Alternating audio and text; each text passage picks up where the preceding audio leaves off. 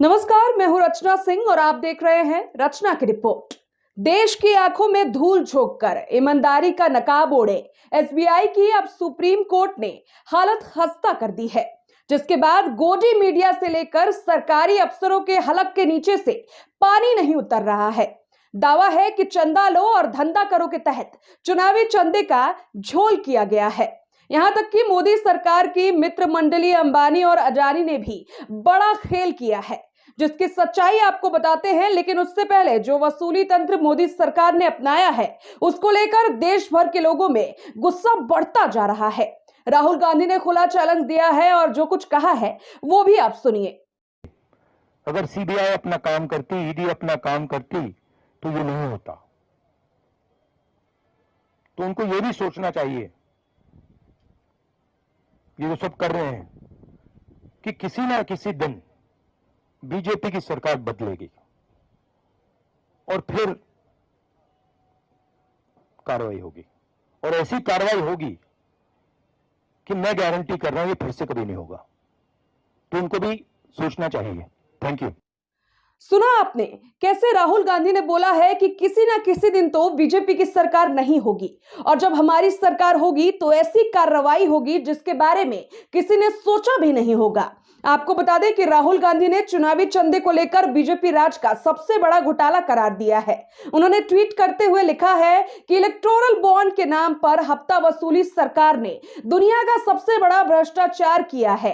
कंपनियों से एक्सटॉर्शन का यह मॉडल खुद नरेंद्र मोदी का तैयार किया हुआ था।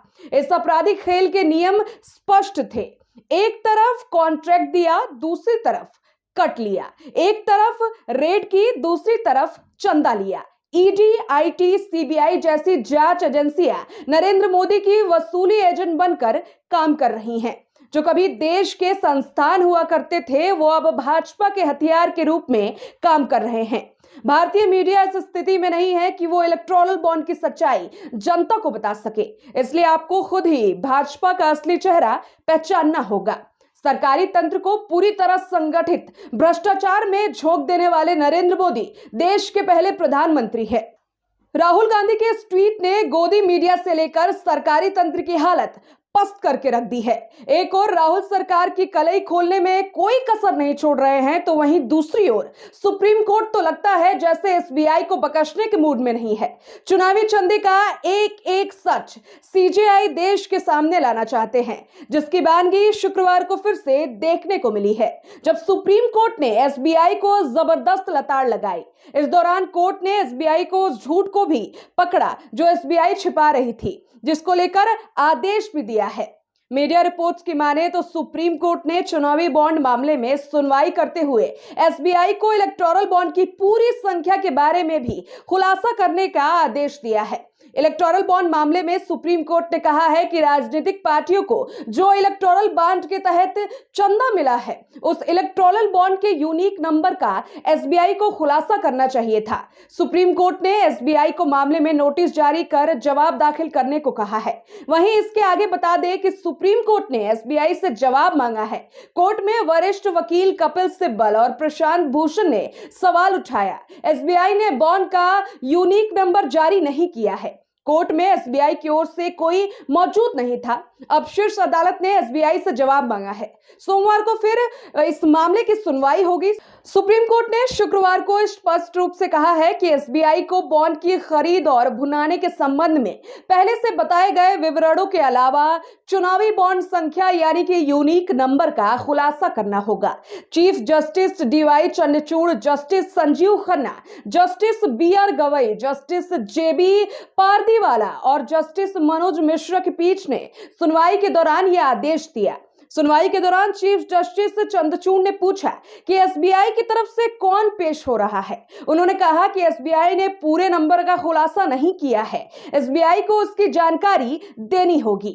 हालांकि जिस अंदाज में सीजेआई ने लताड़ लगाई, उसके बाद सोशल मीडिया पर उनको हर कोई सैल्यूट कर रहा है। एक पत्रकार ने ट्वीट किया और लिखा है कि सीजेआई चंद्रचूड़ चंदे के धंधे का एक एक रेशा खोलने की दिशा में बढ़ चले हैं। एसबीआई को आज फिर फटकार पड़ी है। बोला है पूरा मिलान करके बताओ किसने किसे चंदा दिया, किसने किससे चंदा लिया। सोमवार को फिर सुनवाई होगी। बकसने के मूड में कतई नहीं है। एक यूजर ने लिखा है कि अब पता चला कि वे संविधान को क्यों खत्म करना चाहते हैं, क्योंकि संविधान देश की संस्थाओं को लुटेरों, पागलों और सनकियों से बचाने की ताकत देता है। चीफ जस्टिस के पद पर बैठा एक दुबला पतला सा आदमी लुटेरों के अंतर्राष्ट्रीय गिरोह की धज्जियां उड़ा सकता है। एक अधिकारी, एक जज, एक पत्रकार अगर पेगासस से न डरे तो बड़े से बड़े तानाशाह की सारी हेकड़ी एक दिन में निकल जाए। कोर्ट का डंडा अभी रुका नहीं है। आज आदेश हुआ है कि इलेक्टोरल बॉन्ड के नंबर भी जारी किए जाए ताकि स्पष्ट पता चले कि सत्ता का, कॉरपोरेट का यह भ्रष्ट गठजोड़ कैसे और किसके लिए काम कर रहा है। पार्टी अभी बाकी है। अब बीजेपी की सरकारी एजेंसी एसबीआई की कैसे सुप्रीम कोर्ट ने हेकड़ी निकाली है, इस वीडियो को देखकर आप भी समझ गए होंगे।